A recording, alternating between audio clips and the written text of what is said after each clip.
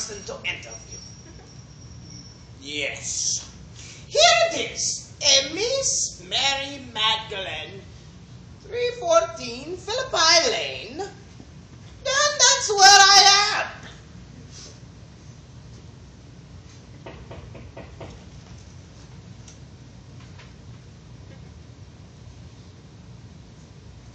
Yes? May I help you? I am Inspector Lestrade, at your service. I am from Scotland Yard and I am looking for a Miss Mary Magdalen. Well, that's me. How may I help you, Inspector? I am working a case for Scotland Yard regarding the missing body of a Mr. Jesus of Nazareth. I have a few questions for you, if I may. Well, sure. Fire away, Inspector. Let's start with your relationship with this Mr. Jesus. Were you close? Well, yes. We became really close when I first met him, and he's even closer to me today. Were you two possible lovers, or were you Mrs. of Nazareth?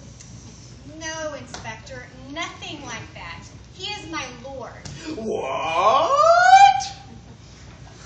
Your Lord? Then how did you meet this Mr. Jesus? It was a few years before his crucifixion. I was not a very nice person at the time. You can ask anybody in town. I had a reputation for doing everything bad. But then Jesus and his disciples, they came through town, and so I started kind of following after them, and he stopped me. And he just looked at me with so much love in his face. And, you know, I've never been the same since, and that's when he did it. He kissed you? No, silly. He cast 7 demons out of me. What? Devils? Yes, devils. And when he did, I was set free from all those bad things that I used to do. He changed my life, and I've never been the same since. Nice. Then what happened after that? Well, I supported his ministry for several years after that. And then he was buried, or crucified and then buried.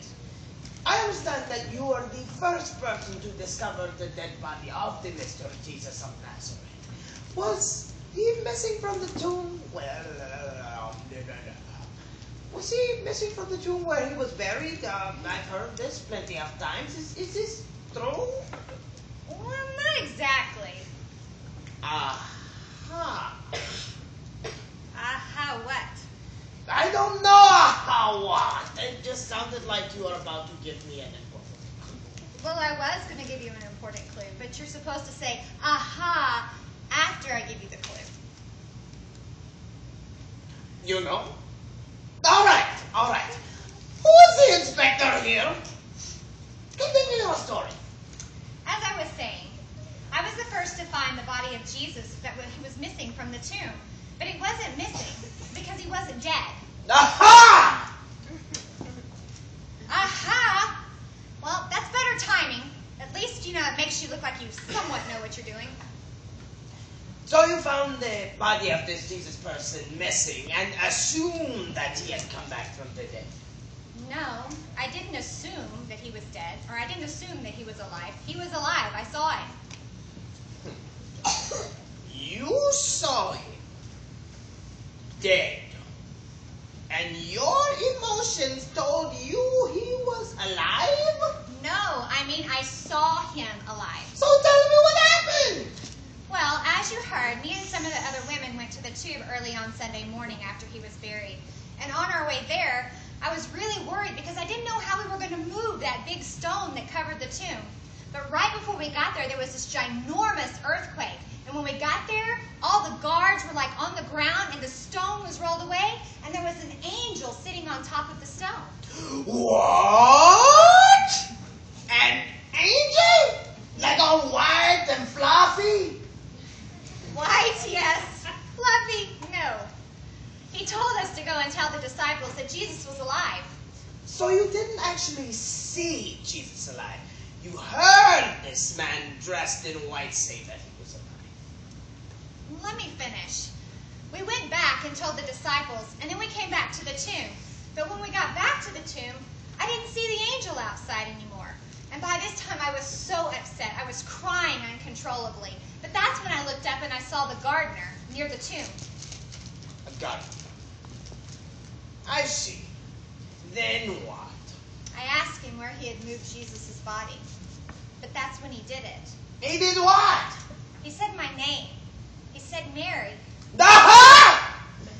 It was someone you knew from your own town? No, it was Jesus. I hadn't recognized him at first because the last time I had seen him, he was all beaten and bloody. He barely looked human.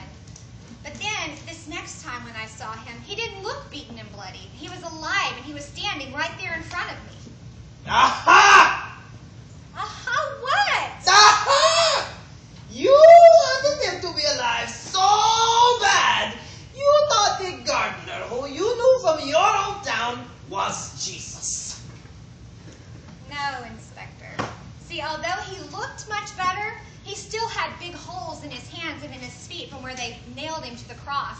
And besides that, we saw him off and on for 40 days after that. What happened after 40 days?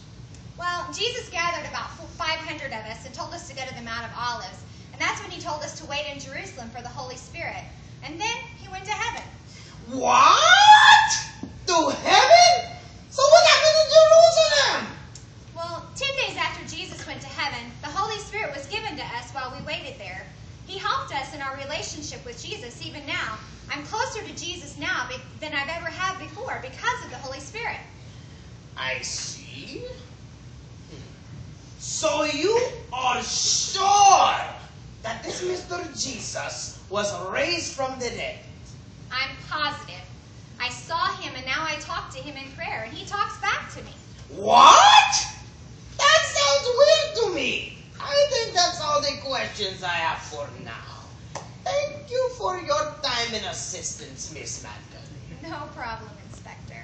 Good day, Miss. God bless you, Inspector.